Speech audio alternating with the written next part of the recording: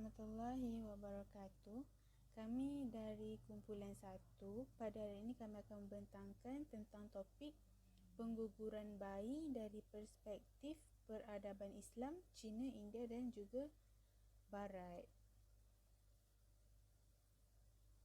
Jadi ini adalah ahli-ahli kumpulan 1. Jadi objektif kajian ini adalah yang pertama sekali untuk mengenal pasti pengguguran bayi melalui perspektif peradaban Islam, Cina, India dan juga Barat. Yang kedua, untuk melihat kesan atau akibat pengguguran janin sama ada dari sudut kesihatan wanita mengandung, sosial dan juga bidang perubatan. Yang ketiga, tujuan kajian ini adalah untuk kita melihat sejauh mana peruntukan dan hukuman berkaitan pengguguran di bawah Kanun Keseksaan Malaysia dan juga perspektif Islam. Yang keempat, kita akan membuat analisa melalui metodologi perbandingan dengan sistem Islam untuk melahirkan beberapa saranan, cadangan serta mekanisme yang difikirkan paling tepat bagi memperbaiki sistem yang sedia ada agar masalah pengguguran bayi dapat dibendung. Jadi metodologi kajian kami adalah secara ringkasnya kami menggunakan kaedah internet. Kerana kaedah internet adalah merupakan salah satu kaedah yang agak cepatlah untuk kita dapatkan maklumat dan info-info tambahan bagi tujuan menyiapkan kajian ini. Melalui kaedah ini juga kami menggunakan artikel-artikel berkaitan perspektif pengguguran bayi berdasarkan beberapa peradaban untuk kami jadikan rujukan dalam menulis kajian.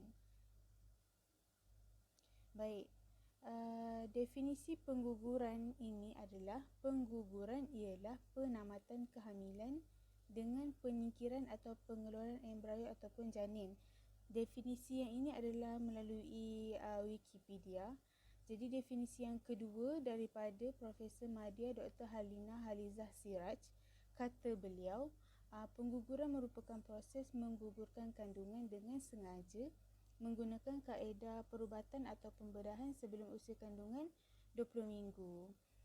Jadi bila kita dengar tentang pengguguran ni, mungkin kebanyakan daripada kita akan fikir pengguguran ni satu perkara yang negatif. Tapi sebenarnya pengguguran ni ada dua kategori. Yang pertama pengguguran spontan dan juga yang kedua pengguguran aruhan. Pengguguran aruhan ni pula dia terbahagi kepada dua, iaitu pengguguran terapeutik dan juga pengguguran elektif. Jadi apa itu pengguguran spontan? Pengguguran spontan adalah kematian atau penyingkiran bayi dari rahim akibat trauma tidak sengaja atau sebab semula jadi. Spontan lah kan? Yang kedua pengguguran aruhan. Pengguguran aruhan adalah pematian atau penyingkiran bayi dari rahim yang dilakukan dengan sengaja oleh manusia sendiri. Jadi di bawah pengguguran aruhan ni ada dua tadi, terapeutik dan juga elektif. Pengguguran terapeutik merupakan pengguguran yang dilakukan bagi menyelamatkan nyawa wanita yang hamil, memelihara kesihatan fizikal atau mental wanita, menghentikan kehamilan yang akan melahirkan bayi yang boleh membawa maut ataupun keadaan tak sihat yang teruk. Jadi pengguguran elektif ni pengguguran oleh sebab-sebab lain. Maksudnya selain daripada sebab-sebab yang di atas tu lah, tu dinamakan pengguguran elektif. Assalamualaikum warahmatullahi wabarakatuh. Saya Aisyah binti Muhammad Ridwan, nombor metrik 1221756. Hari ini saya akan menerangkan punca berlakunya pengguguran bayi. Antara salah satu punca berlakunya pengguguran bayi adalah perlakuan seks bebas. Perlakuan seks bebas boleh membawa impak negatif kepada setiap golongan yang terlibat. Oleh itu, apabila semakin ramai terlibat dengan perlakuan seks bebas, semakin meningkatlah kes berlakunya pengguguran bayi. Lazimnya, punca remaja terlibat dengan perlakuan seks bebas adalah kerana kurangnya perhatian dan kasih sayang dari ibu bapanya. Ibu bapa hendaklah bahagikan masa antara kerjaya dan anak-anak agar mereka tidak berasa tersisih. Seterusnya, tiada persediaan dengan kehamilan yang tidak dirancang juga merupakan salah satu punca pengguguran bayi. Hal ini kerana kelahiran anak luar nikah menjadi isu yang hangat di negara kita. Oleh itu, mereka membuat keputusan untuk menggugurkan bayi tersebut bagi mengelakkan diri mereka dipersendakan oleh masyarakat sekeliling. Punca berlakunya pengguguran bayi yang seterusnya adalah gejala perzinahan dan persetubuhan haram. Perkara ini terjadi apabila rohani seseorang tidak diisi dengan ajaran agama yang mendalam. Kurangnya didikan agama menyebabkan mereka tiada hala tuju dalam kehidupan sehingga sanggup melakukan perhubungan haram dan menyebabkan kehamilan. Menyesal atas perbuatan tersebut, mereka membuat keputusan untuk menggugurkan bayi tersebut. Punca berlaku pengguguran bayi yang terakhir adalah perkembangan masa terhadap pengaruh agama. Agama Islam di negara barat dianggap agama yang minoriti. Budaya barat memberi kesan yang mendalam terhadap agama yang minoriti, antaranya adalah tiada batasan dalam pergaulan antara berlainan jantina. Pengguguran janin mengikut perspektif Islam merujuk kepada perbahasan fuqaha Islam dapat diringkaskan. Hukum pengguguran janin terbahagi kepada dua keadaan, iaitu pertama, pengguguran janin selepas ditiupkan roh, iaitu selepas 120 hari atau 4 bulan. Kedua, pengguguran janin sebelum ditiupkan roh. Pengguguran janin selepas ditiupkan roh. Para fuqaha telah bersepakat bahawa pengguguran janin pada ketika ini adalah haram, bahkan ia merupakan jenayah. Setengah pendapat mengatakan bahawa jika kandungan masih diteruskan walaupun melebihi 4 bulan kehamilan dan ia boleh mengakibatkan kematian si ibu tersebut, maka pengguguran pada ketika ini adalah dibenarkan. Pendapat ini berdasarkan usul fiqh bahawa jika terdapat dua jenis kemudaratan, hendaklah diambil yang lebih ringan. Kedua, pengguguran janin sebelum ditiupkan roh. Pendapat pertama, mesti melakukan pengguguran dalam tempoh 40 hari dari tempoh kehamilan. Pendapat ini diberikan oleh mazhab Hanafi. Menurut mazhab Hanafi, kandungan yang belum mencapai umur 120 hari, iaitu waktu roh ditiupkan, boleh melakukan pengguguran sekiranya ada kesepakatan antara suami isteri.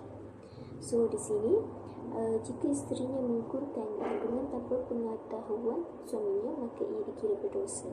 Pendapat kedua, makruh yang membawa kepada pengharaman pengguguran. Pendapat ini telah dicetuskan oleh fuqaha Hanafi, Syafi'i dan Hanbali. Pendapat ketiga, pengguguran haram secara mutlak.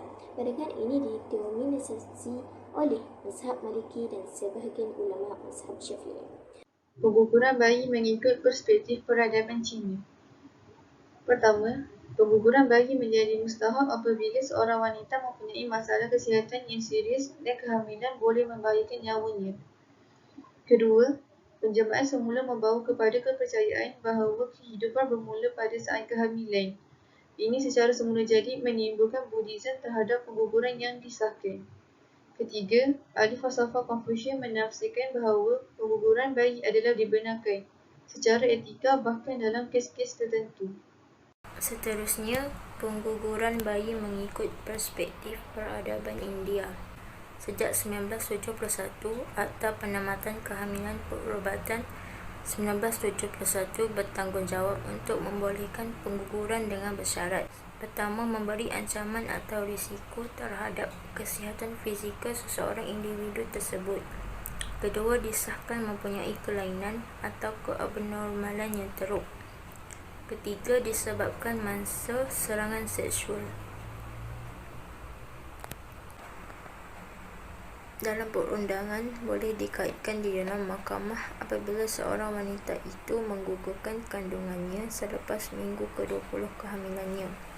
Pada tahun 2000 hingga 2003, pengamal perubatan menetapkan pil pengguguran kepada wanita hamil sehingga minggu ke-7 kehamilan mereka.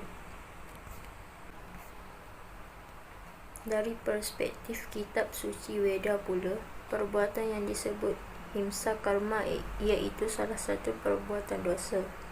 Kitab-kitab suci Hindu sangatlah melarang melakukan pengguguran bayi kerana ia merupakan perbuatan membunuh. Seterusnya, pengguguran bayi daripada perspektif barat. Masyarakat barat pada asalnya tak menerima pengguguran bayi secara total. Mereka menganggap pengguguran bayi adalah suatu perbuatan yang tidak bermoral. Namun setelah beberapa zaman, mereka mula menerima sedikit demi sedikit kerana terdapat keperluan dalam pengguguran bayi. Pada kajian saya mendapati terdapat 2 faktor yang menjadi penyumbang utama kepada pengguguran bayi, iaitu faktor komitmen. Penentangan terhadap sistem patriarki gereja. Sistem patriarki ini adalah wanita dikecualikan daripada sistem politik, sistem ekonomi dan sistem sosial. Mereka menentang sistem patriarki ini. Yang kedua, muncul gerakan feminisme di kalangan wanita. Golongan feminisme ni adalah golongan yang membela hak-hak wanita yang tertindas. Yang ketiga, keinginan untuk bekerja dan meneruskan kehidupan. Ini berbalik kepada yang pertama tadi, di mana wanita dizalimi di sistem patriarki gereja. Seterusnya, faktor sosiologi dan budaya. Yang pertama, pergaulan bebas. Pergaulan bebas di antara lelaki dan perempuan untuk masyarakat barat, mereka menganggap ini suatu perkara yang normal. Jadi, benda ni berleluasa. Yang kedua, budaya seks bebas. Dalam bahasa Melayu disebut seks casual, dalam bahasa Inggeris disebut sebagai budaya hookup, yang mana seorang lelaki dan seorang perempuan mereka melakukan seks tanpa ada hubungan percintaan ataupun hubungan pernikahan. Mereka melakukan secara dalam bahasa Inggeris disebut sebagai random ataupun secara rawak. Seterusnya, langkah-langkah mencegah pengguguran bayi di Malaysia. Yang pertama, menubuhkan akta yang khusus berkaitan dengan pengguguran bayi, seperti mana Akta Pengguguran 1961 di United Kingdom dan Medical Termination of Pregnancy 1971 yang berkuat kuasa pada 1 April 1972 di India. Yang kedua, pihak media massa hendaklah menyekat program-program hiburan yang boleh merosakkan akhlak remaja seperti filem-filem bocah. Ianya boleh menyebabkan kadar gejala sosial semakin meningkat. Seterusnya, meningkatkan lagi kadar pembuangan bayi di Malaysia. Yang ketiga, peranan pihak berkuasa. Pihak berkuasa perlulah membanteras pengedaran bahan-bahan lucah daripada tatapan anggota masyarakat, terutama golongan remaja. Yang keempat, pihak polis perlu tegas mengenakan hukuman yang setimpal kepada yang didapati bersalah. Oleh itu, mereka akan berhati-hati semasa bergaul dan mengelakkan hubungan yang melampaui batasan agama. Yang kelima, badan-badan NGO hendaklah mengadakan program peringkat awal pendidikan agama dan sosial dengan lebih berkesan dan menyeluruh. Yang keenam, iaitu yang terakhir sekali, peranan ibu bapa untuk mendidik anak-anak menjadi insan yang bermoral dan tidak mudah terpengaruh dari gejala sosial yang bercanggah dengan agama. Sebagaimana yang kita maklum, penekanan pendidikan amat penting bagi menyedarkan masyarakat, terutama remaja, dengan maklumat yang tepat agar tidak terjebak dalam masalah sosial yang membabitkan jenayah pembuangan bayi. Kesimpulan yang kita boleh ambil dari tajuk ini ialah Islam telah menetapkan beberapa kaedah dan prinsip yang perlu diikuti dalam menyelesaikan isu jenayah pengguguran bayi. Setiap hukuman ditetapkan ke atas pesalah yang disabitkan. Kesalahan berbeza mengikut situasi dalam keadaan yang berlaku. Dapat disimpulkan bahawa pengguguran bayi telah banyak mendatangkan kesan buruk terhadap peradaban manusia kini, sama ada individu, masyarakat atau negara. Oleh itu, setiap pihak perlu memainkan peranan masing-masing untuk mengatasi masalah ini. Jika perbuatan ini tidak dibendung dengan segera, binasalah peradaban manusia pada masa ini.